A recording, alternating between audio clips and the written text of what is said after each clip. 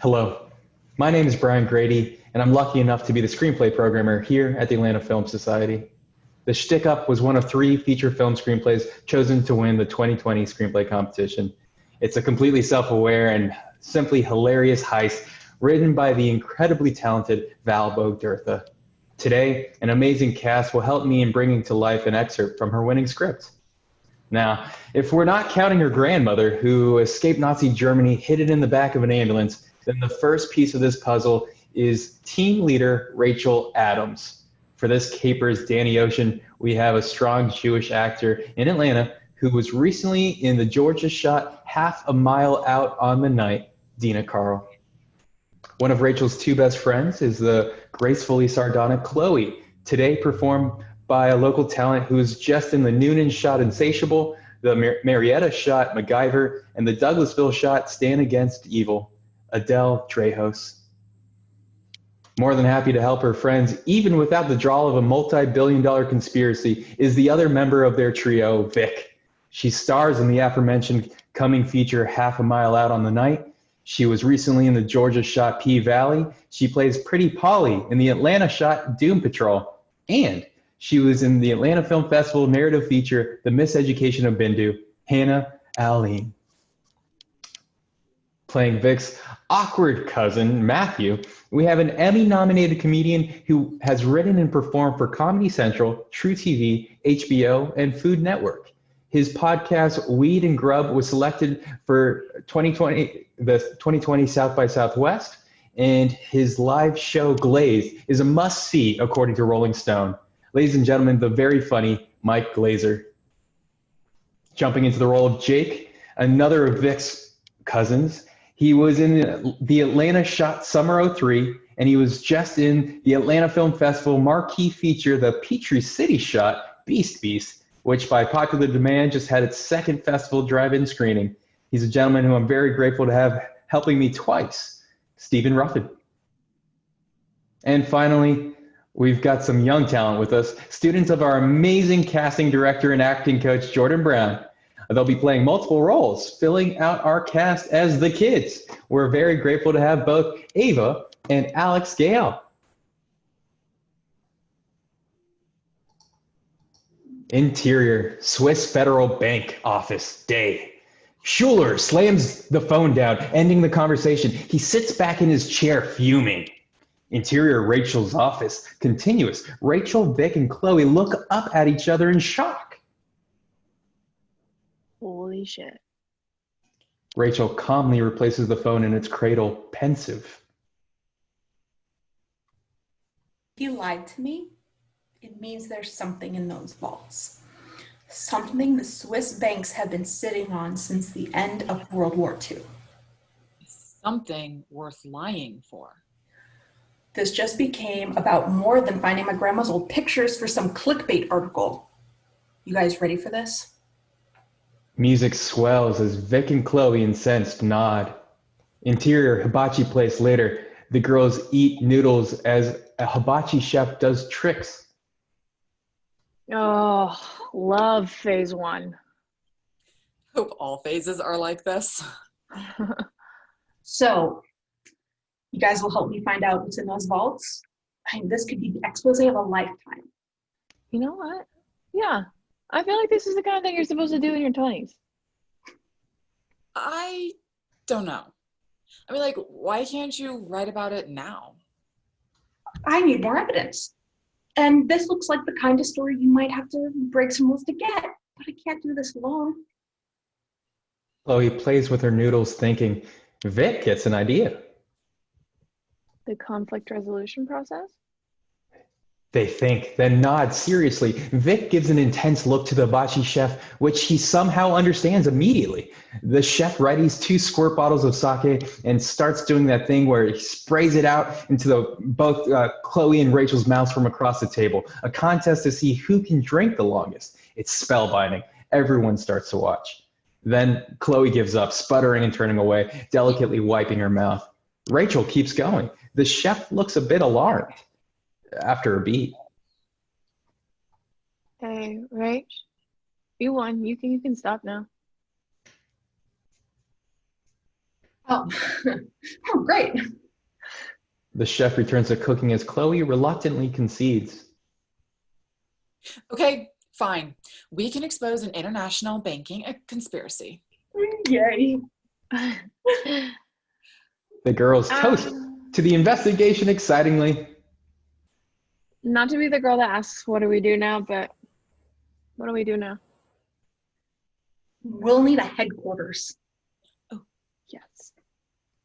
Interior Chloe's tiny living room. Day. Rapid fire, the girls set up the room. They hang maps of Zurich, roll in a whiteboard, lay out gel pens, and more. Interior Chloe's tiny living room. Evening. The girls eat pizza on the floor, surrounded by blueprints. I'm studying up on what a bank vault even looks like in real life. Am I the only one picturing Gringotts? I'm visualizing us in a mine cart, but a Temple of Doom one, you know? Is that helpful? I'm picturing the end of National Treasure, which has to be closer. We have to 1, locate the vault, 2, infiltrate and see what's inside, and 3, get out of there in one piece. Oh, I have an idea. We should hijack the Staten Island ferry. So why? It'd be so easy because security's lax. What would we use it for? They'll never see us coming. Okay, I'm gonna need her to be put in charge of less. Okay, what's she in charge of now? Right now, nothing. And yet it still seems like too much. Oh, yeah. Staten Island Ferry is so amazing. They started doing this like targeted PSA posters, like, stop doing heroin on the deck, Terry. It's like, who's Terry? Exterior, the Mohegan Sun, evening. The girls approach the casino. Vic, you said your cousin was an accountant. Why are we meeting here? He was an accountant. You'll see. Interior, casino bar, moments later. On a tiny stage in a bar mostly populated with drunks, Matthew, a nerdy Nathan Fielder type, is doing his magic act. He has a drunk woman on stage with him. She sips from a Long Island iced tea. He produces a card. Was this your card? Oh, who remembers? Well, it was.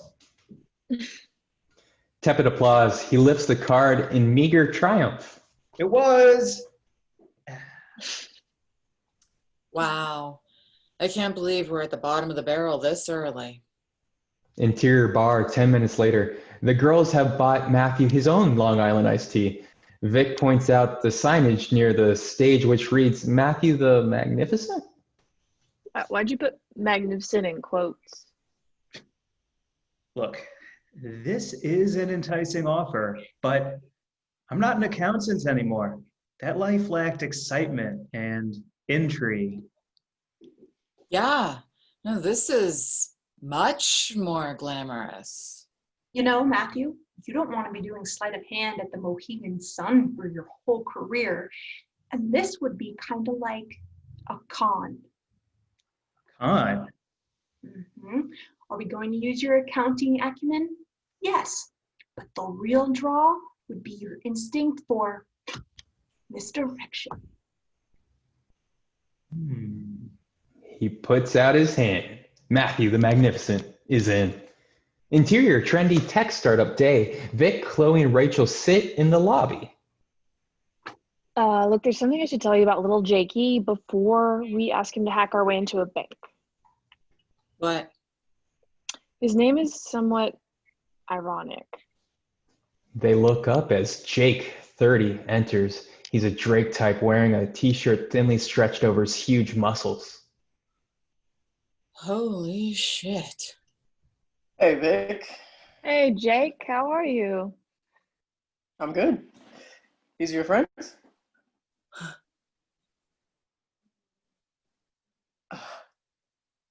What can I do for you ladies today? Hack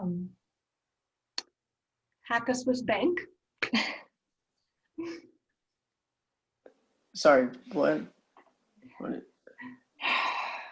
Okay, let me explain. Exterior, trendy tech startup. Moments later, the girls exit the building and walk to the parking lot. All of a sudden, Chloe starts hitting Vic on the arm. You never said he was hot. I would have straightened my hair. Guys, he's not that hot. I'm practically in my pajamas. Rachel and Vic look quizzically at her perfect outfit. By the way, your hair looks great. I'm respecting the commitment to straightening it every day. Or not showering, whichever one. Thanks. I'm dating this new guy, and he straight up doesn't know my hair is curly. He's from Indiana, so I gotta slow boil this frog. How are you two related?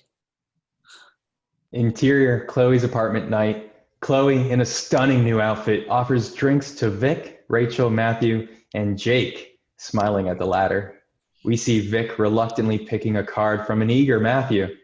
Jake projects a PowerPoint presentation onto the wall. He clicks to a photo of Schuler. Ernst Schuler, Zurich brand manager. I got into his email and I found out that, this isn't the first time someone has reached out to him looking for family heirlooms stolen by the Nazis. Oh, Yeah, and every time he says he'll check the vaults, and then he claims he came up empty, doing just enough to avoid looking bad. Well, that's about to take a turn. Yeah, he underestimated us. and just how far spite will take us. That was number 2, is Stefan Becker. He clicks to a photo of Becker, 50s, the steely head of security, hot in an aged Skarsgård way. Did you find any dirt on either of them? Schuler is squeaky clean, but Becker is in a pretty terrible metal band. You. Hot. What else did you find? There's a problem.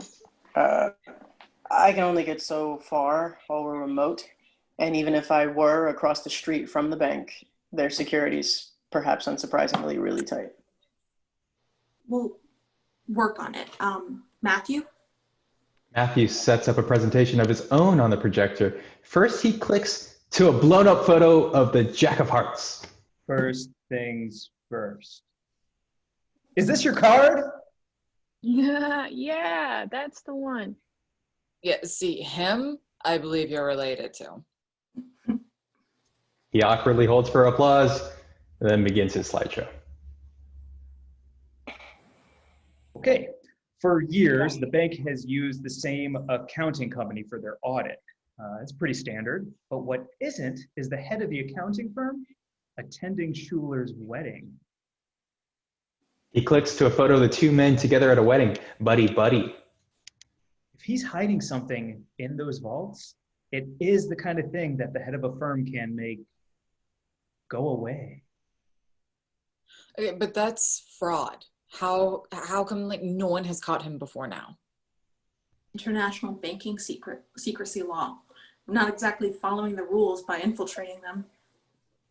Wait, is this illegal? Little. Okay, but it's not just to find one family's photos. You know, some estimate the Nazi loot at $2 billion. Ooh, that's steep. And I just want to say here that it's not too late to back out. Yeah, it's never too late. Well, no, at some point it will be too late. But for right now, you can still get up, walk out the door. No, I'm still in. Yeah, me too. Nobody said a magician's life would be easy. Definitely not. Okay, last order of business. Does anyone know how to drive a van? You three can't drive. I'm learning. Us New Yorkers. This wouldn't be an issue if we had just hijacked this Staten Island ferry. Interior, Vic's kindergarten classroom day. Vic looks distracted as her students play with Play-Doh. Can I have more blue? She absentmindedly hands him red, then corrects herself. I mean, I'm just really distracted. All the kids have turned to listen. After a brief hesitation, I'm doing this project and we have to access these computer files and they're really protected. So She trails off after blank looks. Another kid pipes up. What kind of system is the hardware on? Collapsed rings? Star topology? what? A local or personal area network. I think local. You think or you know? Okay, look, Tiffany, I know, okay? And also you cried for a full hour when your mom dropped you off this morning. You can't go through the data packets? How do you know all of this? It's basic data storage, Miss Teacher. My first language was HTML. Interior, Vic's kindergarten classroom 5 minutes later. Vic has Jake on Skype. He looks very skeptical. And there's 6, you said? Timmy here. Have you tried an internal rerouting from the network file share? Jake is taken aback, but thanks. Whoa. So we would need to physically access one of the nodes on their system. New problem, but maybe solvable. Yeah, we could come up with something. Wow, that's not bad. Just don't ask us how to use a fax machine. And scene.